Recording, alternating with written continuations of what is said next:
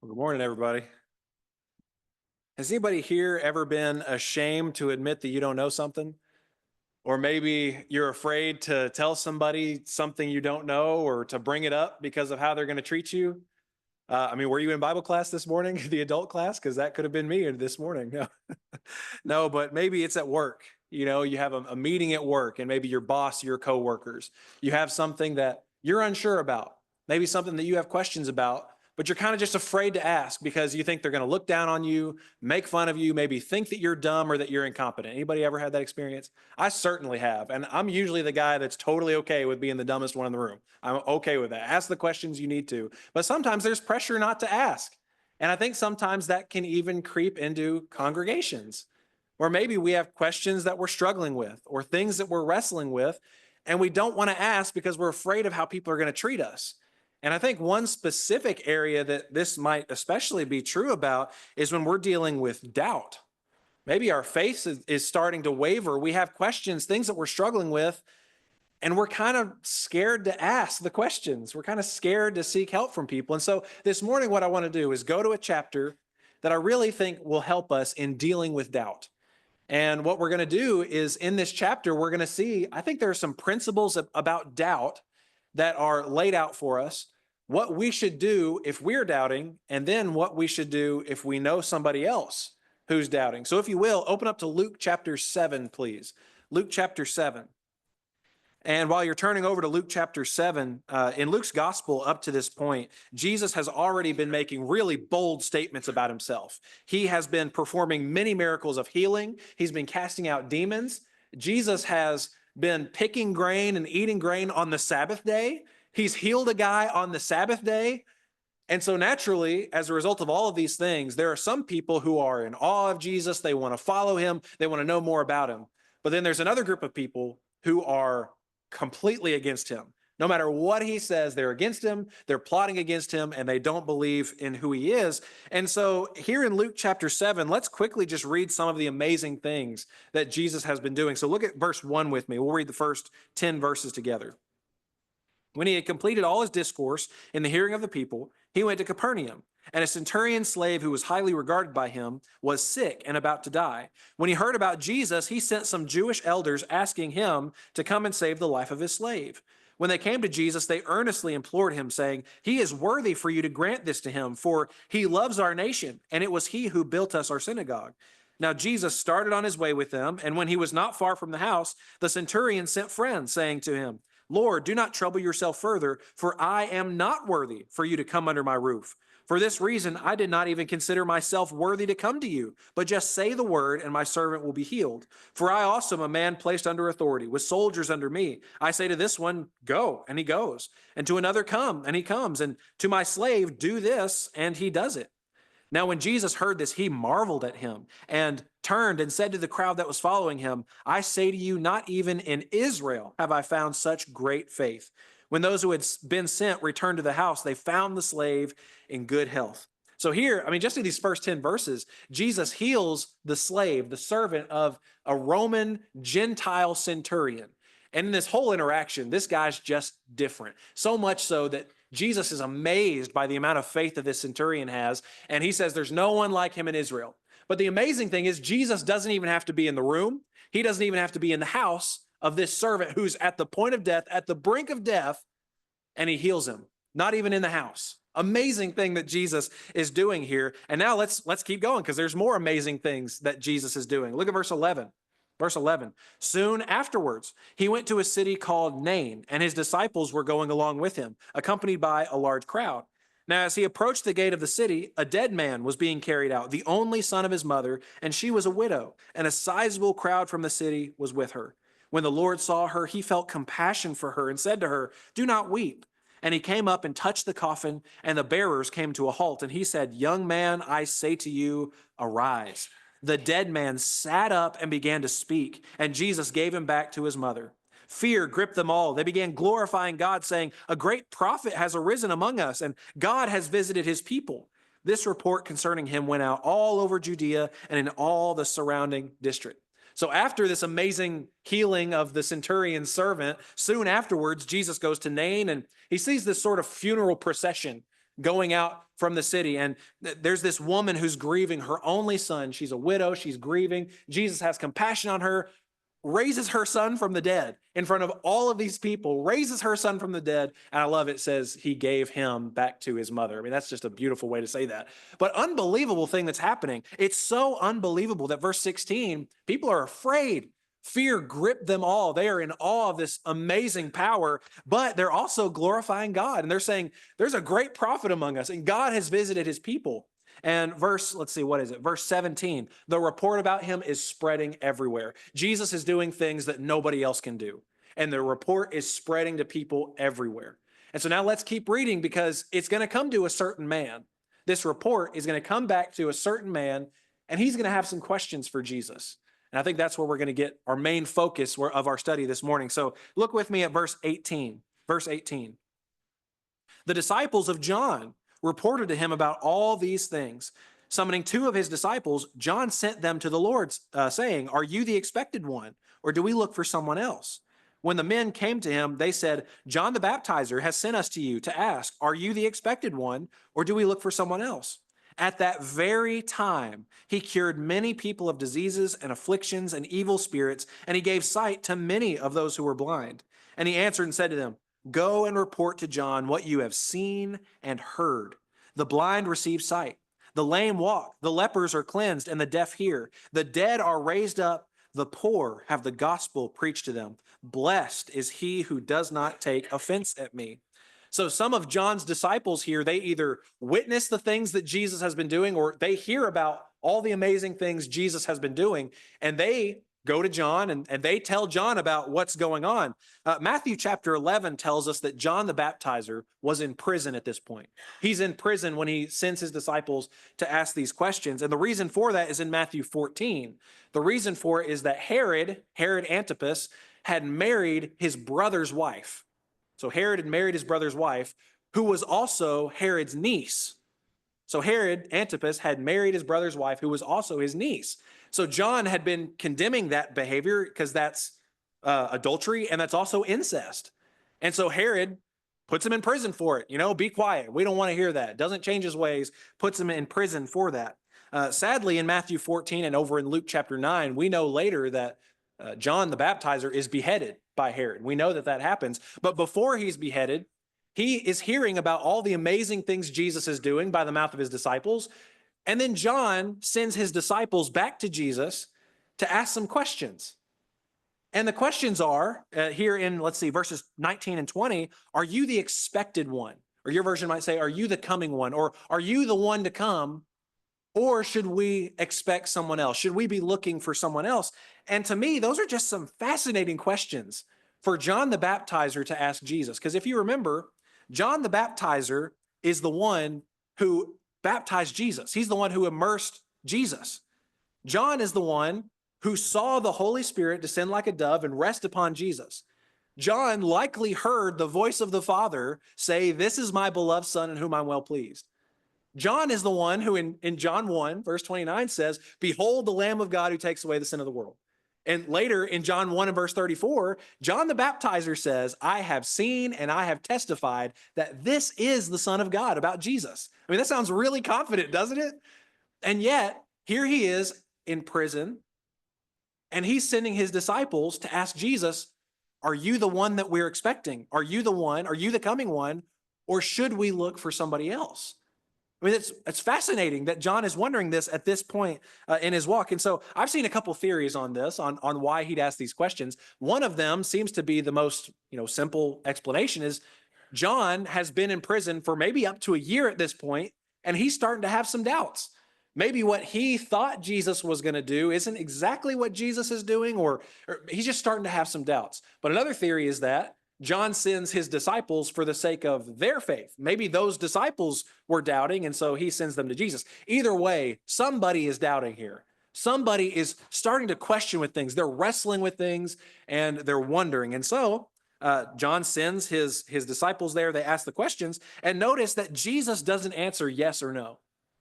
He doesn't just, "Yep, go on, go tell John."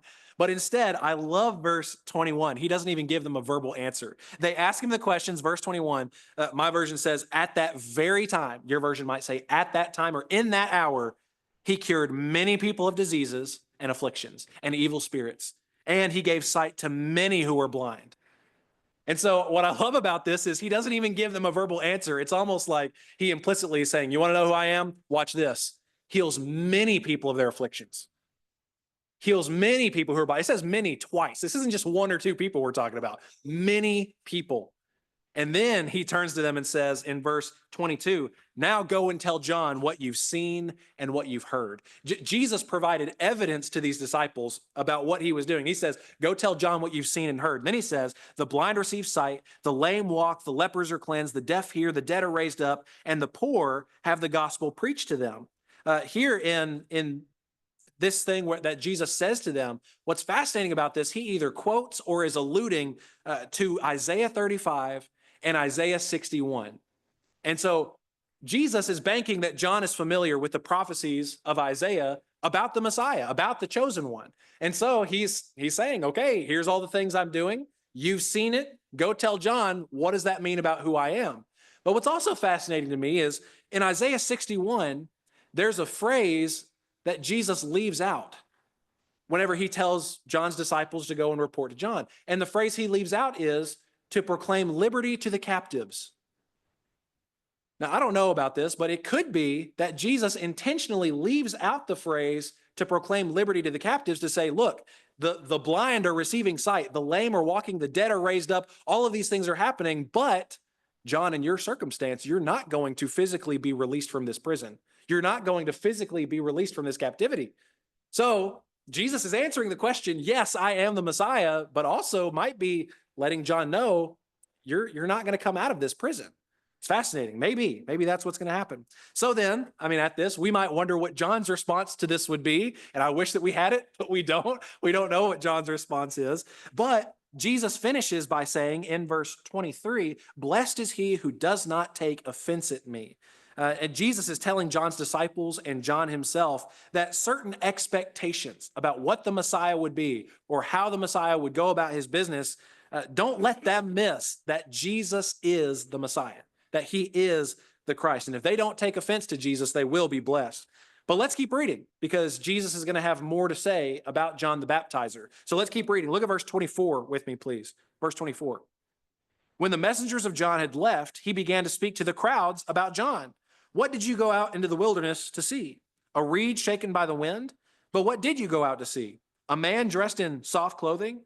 Those who are splendidly clothed and live in luxury are found in royal palaces. But what did you go out to see? A prophet? Yes, I say to you, and one who is more than a prophet.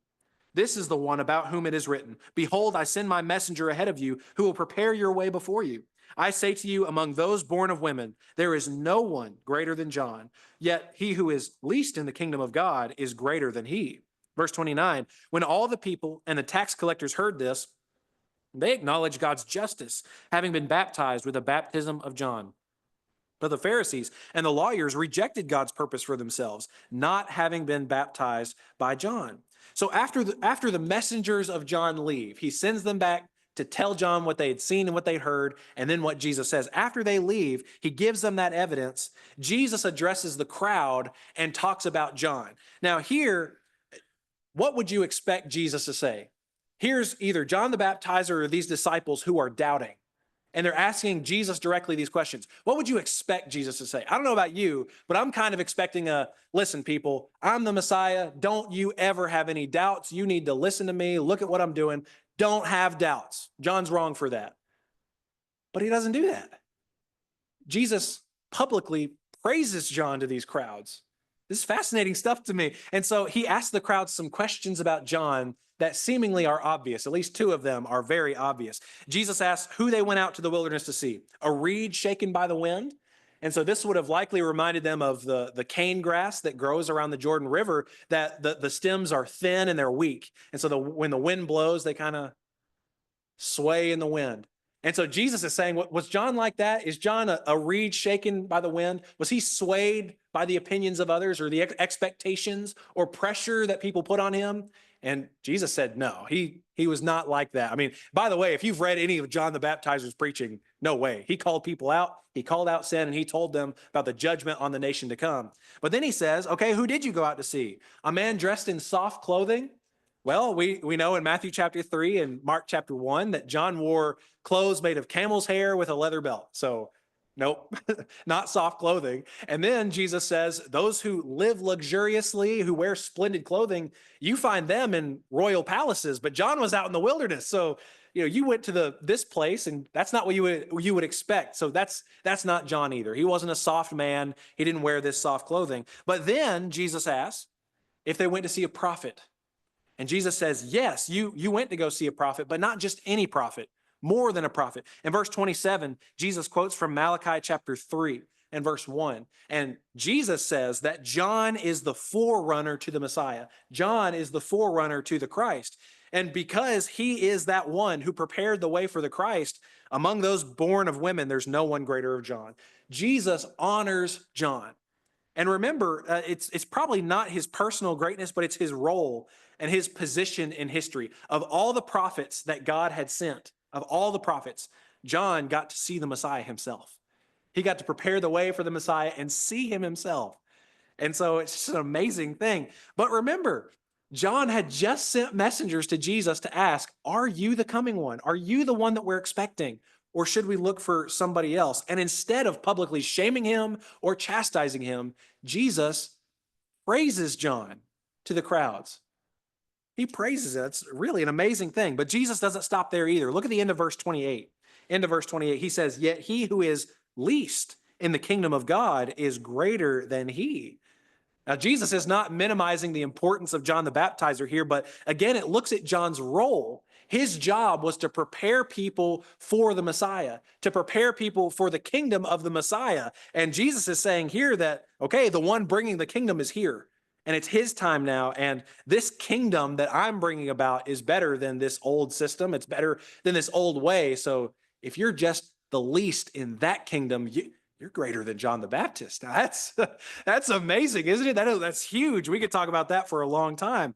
But we also see here in verses 29 and 30 that Jesus's public praise of John has two very different reactions. So here in verse 29, the common people and sort of the scum of the earth tax collectors, as they would have viewed them in that day, they acknowledge God's justice. Your version might say they declared God just, or they justified God. They saw that God's ways in John's ministry leading to Jesus's ministry was right.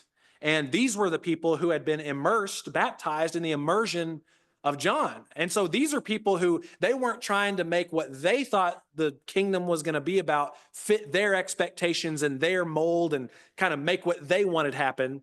They followed the way that it came about, the way that God brought it about. And then look at this reaction, verse 30.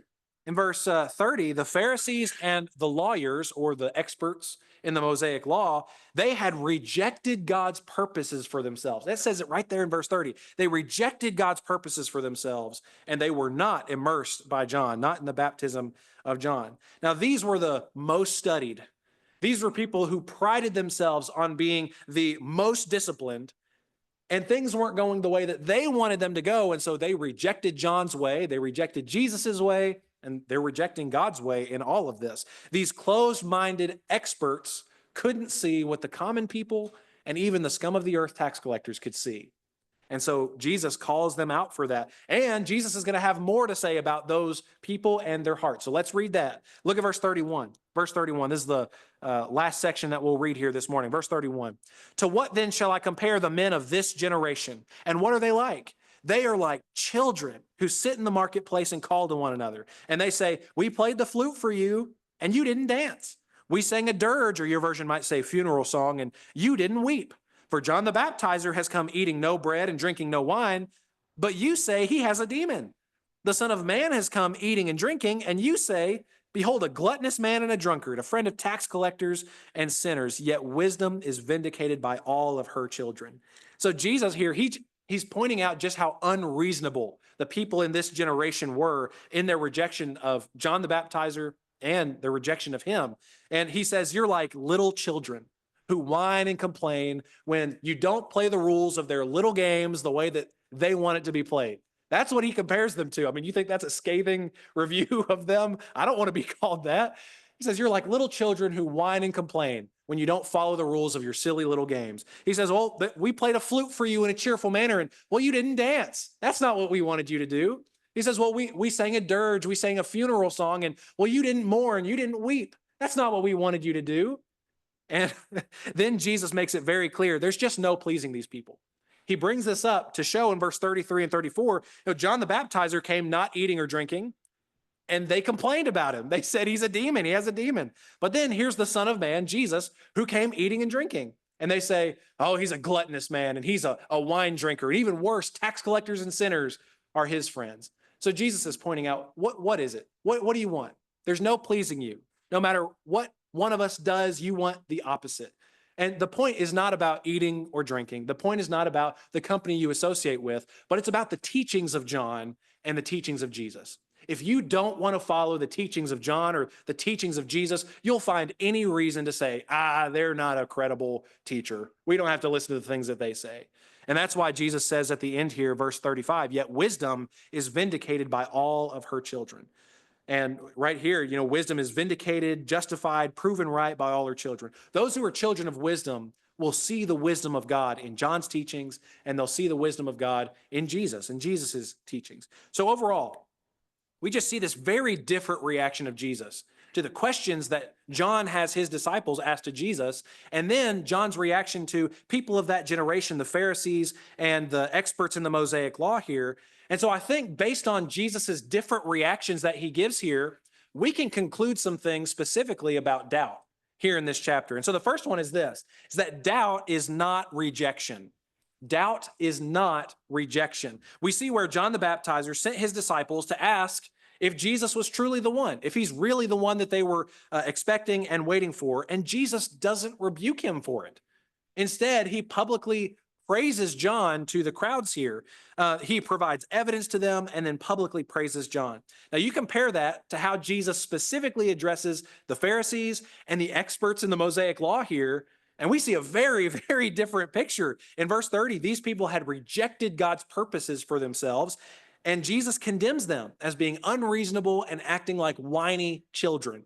So that tells me something. That tells me that doubting or having questions or things that we're wrestling with is not the same as outright rejecting God, as rejecting Jesus. They are not the same thing. And that's a huge comfort to me, and I hope that it is to you as well. But another thing in this chapter about doubt that I think we can see is that doubt is common. I really struggled with how to word this point, so let me explain it here, is that doubt is not uncommon, and nobody is exempt from doubt. John is the one who was doubting in this passage, John or his disciples. But if it is John, just again, remember, John is the one who baptized Jesus. John saw the Spirit descend on Jesus as a dove. John likely heard the Father say, this is my beloved Son in whom I'm well pleased. And then John confidently says in John 1:34, I have seen and have testified, this is the Son of God. And it's this man who, when he's in prison for maybe up to a year, he's in a really bad spot, his situation looks bleak, he sends his disciples to ask Jesus, are you really the one? Are you really the one that we're looking for, or should we look for somebody else? And so when we're just thinking about all these things, if John the Baptizer, who had all of that evidence and had all of that reason to be confident that Jesus is the Messiah, if he had times where he questioned, are any of us any better than John the Baptizer? No way. No way. Doubt is not a respecter of persons, and we're all susceptible to it. And I don't want to glorify doubt at all this morning. I don't want to say that doubt is a good thing, but I do just want to let you know I'm highly comforted that John the Baptizer, who had all of that evidence, experienced some doubt. It's common, and I don't have to be ashamed or hide in a corner if I'm wrestling with something. And so what that also means is I don't need to shame anybody else if they have some questions that they're wrestling with, or they're having some doubts that creep up. And so another thing I want us to notice from this chapter and talking about doubt is the things that doubt does not do. Now, I think there's three things in this chapter that we see doubt does not do. And the first one is doubt does not take away good things that we've done in the past. Doubt does not take away good things that we've done in the past. For John specifically, John was preparing the way for Jesus. He fulfilled his role in pointing to and leading others to the Messiah. And just because now that he's in this really terrible situation and maybe he's questioning and has a couple of doubts, it doesn't just wash away all the good that he had done in the eyes of Jesus. And I think we see that because in verses 24 through 28, Jesus praises John for being a bold speaker who wouldn't kind of kowtow to what people wanted to hear. He praises John for not being concerned about luxuries of this present life and soft clothing. And then he says, John is fulfilling his role. He is fulfilling his ministry. And so in the eyes of Jesus, just because there were doubts and there were questions, that did not instantly remove any of the good things that John had done leading up to this point. Jesus doesn't write off John as a lost cause. He doesn't condemn him for, well, you just don't have enough faith, brother. He doesn't say that. Instead, he publicly praises John. And so if that's true for Jesus, this needs to be true for us. We need to remember that doubt is not the same as rejection, and all of us need to be really, really cognizant not to be quick to write somebody off because they have questions, or cancel somebody, or take away anything they've done in the past because they have questions or doubts right now. But another one I want to talk about, that doubt does not prevent God from using us for his purposes. Doubt does not prevent God from using us for his purposes. John, specifically, God had already used him to prepare the way for Jesus and point toward the Messiah. But notice this with me. This is so cool. Even in Jesus's praise for John, here in this chapter, this leads to other people understanding God better. John was asking these questions. Maybe he's doubting. Maybe he has these questions. But as Jesus is praising John, it helps these people understand God better. In verse 29, after Jesus had praised John to these people, look at what it says. All the people and the tax collectors heard this, and they acknowledged God's justice, having been baptized with the baptism of John. So it has a positive impact on people, even though John's not even there. And so it's just so cool to me that this helped people understand God better and point to Jesus and realize who he is. John was asking doubting questions, but it helped these common people and tax collectors understand God better. That's so cool to me. And so doubt does not prevent us or prevent God from using us in the future for his purposes. And I think the same thing can happen for us today. Has anybody in here ever been really strengthened by somebody having the courage to come out and say, I am struggling? Yeah, right? I'm sure a lot of us in here have been. We can all be strengthened by that greatly. I've been in a situation in my life where I was in a rough spot. And I had some questions. I had some things I was struggling with. And here comes a brother who 40 years ago was going through almost the exact same situation that I was going through. And he helped me to understand what was going on. And he helped me understand God better. What an amazing thing, right? Doubt does not prevent God from using us for his purposes in the future. And who knows, like if you are struggling today in the room right now, if there's something that you are struggling with or wavering on, who knows if 10, 20, 30 years down the line, you can help somebody who's in the exact same situation you're in now. Isn't that amazing to think about? Doubt does not prevent God from using us for his purposes. But then the last one on this point, and this is my favorite one. I wonder if you can tell why. Doubt does not take away our value in the eyes of God. Doubt does not take away our value in the eyes of God. After John asked these questions to Jesus, and Jesus sends the messengers back with the evidence, and Jesus praises John. Not only does he praise John, but speaking about his role, about his story in the scriptures, Jesus says in verse 28, among those born among women, there is no one greater than John. And I bring this up again because to Jesus, although John had these doubts and he had these questions that were going on, in no way did that diminish John's value in the eyes of Jesus. Again, Jesus doesn't cut him off. He doesn't say that he's worthless. He doesn't say he doesn't have a chance anymore. He doesn't write him off as a lost cause. John was still precious in the eyes of Jesus, even in this doubting, even in this questioning. And so again, if that's true for Jesus, then who am I to devalue my brother because they have a question or they have doubts or they have things that they're really wrestling with and struggling with, to look down on my brethren? I'm nobody. Doubt does not take away our value in the eyes of God, and so it shouldn't take away the value of our brethren in our eyes. Okay, very last one from this chapter. I know usually it's just 3. This is kind of like 7-ish. So the very last one from this chapter this morning is that doubt is an opportunity. Doubt is an opportunity. The last one, again, I want to talk about is doubt is an opportunity. If we ourselves are doubting, if we're struggling with something, if we're wrestling with something, it is a tremendous opportunity for us to build faith, or it can lead us to rejecting God entirely.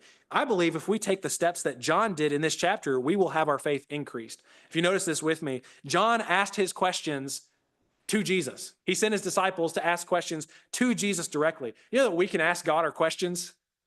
Isn't that a tremendous blessing? We can ask Jesus our questions. He can handle them. He will help us all along the way. We can ask Jesus for help. We can ask God for help.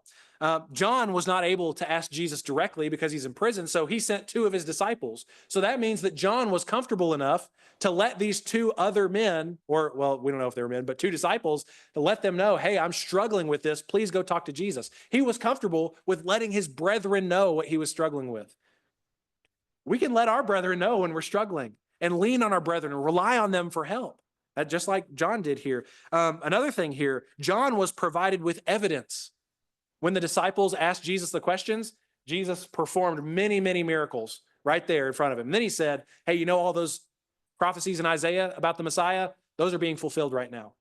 And so we assume that John weighed the evidence and came to the right conclusion. We can look at the evidence today in the scriptures, yes, but outside the scriptures, there's all kinds of evidence that point to Jesus being the Christ. And I really believe the more evidence we look at outside the scriptures, the more valuable we see the scriptures are to us and for us. We can be built up in the faith. But even if we ourselves aren't doubting, maybe we know somebody who is. Or maybe after today, somebody lets us know that they are. That's a tremendous opportunity for us. We can either bring them close or we can end up pushing them away. And so we can respond like Jesus, not shame them, not write them off as a lost cause, and not look down on them, but provide them with evidence like Jesus did and love them the same, just like Jesus did. Let us never, ever be like those who rejected Jesus, who were unreasonable and could never be pleased. Doubt is a tremendous opportunity for us to be strengthened or to strengthen our brethren. And I hope that we see that in this chapter this morning. All right, well, as we close, we're going to close out this morning. If you are here this morning and you're doubting, or if you're searching for answers and you want to study through the scriptures, we would love to do that. Please, don't even hesitate. We would love to do that with you. Or if you've been looking at the evidence, you've been asking the questions, you've been going to the scriptures for the answers, and you have seen that Jesus is the Christ, the Messiah, the Son of God, and you want to be immersed in water for the forgiveness of your sins, we've got the water, and we would be more than happy to do that. Or if you're a Christian, but you're struggling, and you need the rest of your brethren here to show you the love of Jesus, we would love to help you in any way that we can. There's an opportunity today while together we stand and while we sing.